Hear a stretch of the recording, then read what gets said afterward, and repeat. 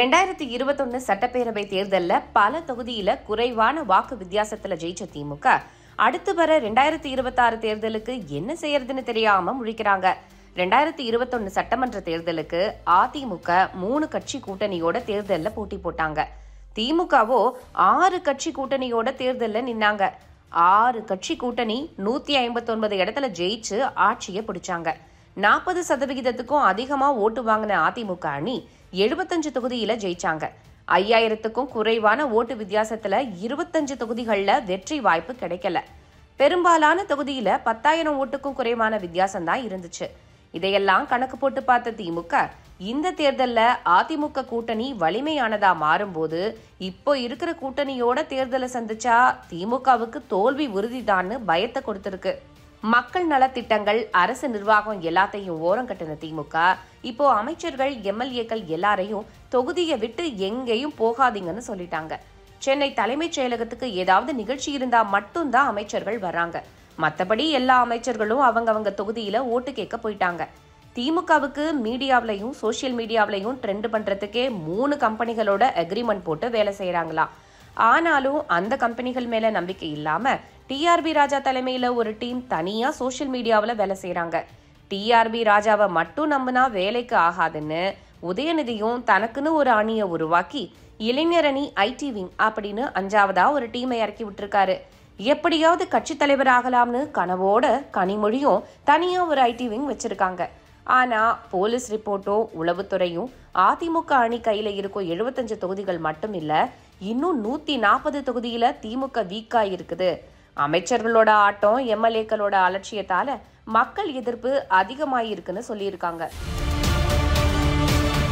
விலைவாசி உயர்வு, அடிப்படை வசதி இல்லாதது, கரண்ட் கட்டு, சொத்து வரி, குடிநீர் வரி, கரண்ட் பில் எல்லாத்தையும் வச்சு திமுகவுக்கு எதிர்ப்பு உண்டாயிருக்கு. ஒரு பக்கம் தகுதியான மகளிருக்கு 1000 ரூபான்னு சொல்லிட்டு இன்னொரு பக்கம் வரி போட்டு புடுங்குறாங்களேன்னு மக்களுக்கும் கோபம் அதிகமாயிருக்கு. கள்ளச்சாராய சாவு, டாஸ்மாக் பிரச்சனை, மணல் கொள்ள, சினிமா துறையில தம்பிகளோட ஆதிக்கம் எல்லாம் சேர்ந்து திமுகவை மறுபடியும் 10-15 வருஷத்துக்கு கூப்புல உட்கார வச்சிரும்னு ஸ்டாலினுக்கு பயம் அதிகமாயிடுச்சு. அதனால சர்வே ரிப்போர்ட் படி தோல்வி உறுதின்னு சொன்ன 136 தொகுதியில 1-to-1 ஆய்வு நடத்துறாரு. சிதம்பரம், விழுப்புரம், உசிலம்பட்டி, பரமத்தி வேலூர், பரமக்குடி, கவுண்டம்பாளையம் இப்படி 12 தொகுதியில முதல்கட்ட ஆய்வு நடத்தியிருக்காங்க. ஒன்றியம் சரியில்லை, மாவட்டம் ஒன்னும் செய்யலன்னு திமுக நிர்வாகிகள் மேல மத்த நிர்வாகிகள் புகார் மேல புகாரா சொல்லியிருக்காங்க. இந்த புகாரையெல்லாம் RS பாரதியும், அன்பகம் கலையும், தாயகம் கவியும் சம்பந்தப்பட்டவங்க கிட்ட உடனே போட்டு கொடுத்திருக்காங்க. அமைச்சர்களும் மாவட்ட நிர்வாகிகள் கீழ்மட்ட நிர்வாகிகள்கிட்ட சண்டை போட்டிருக்காங்க. இதனால அடுத்தடுத்து வந்த நிர்வாகிகள் தங்களோட மாவட்டத்தை பத்தி வெளிப்படையா பேசவே பயப்படுறாங்களாம்.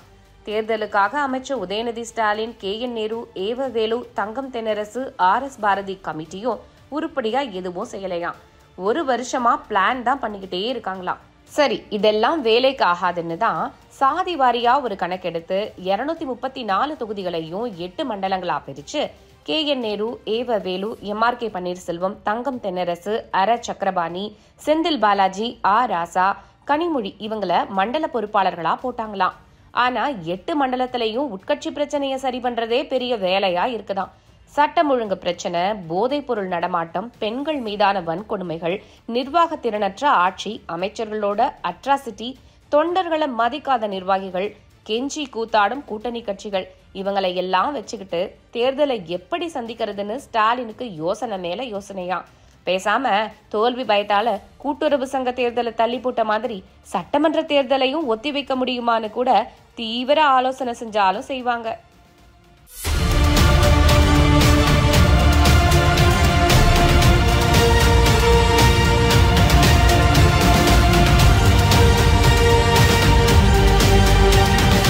அரசியல்ல உண்மையா என்னதான் நடக்குது தெரிஞ்சுக்க நாளை நமதே சேனலை சப்ஸ்கிரைப் பண்ணுங்க.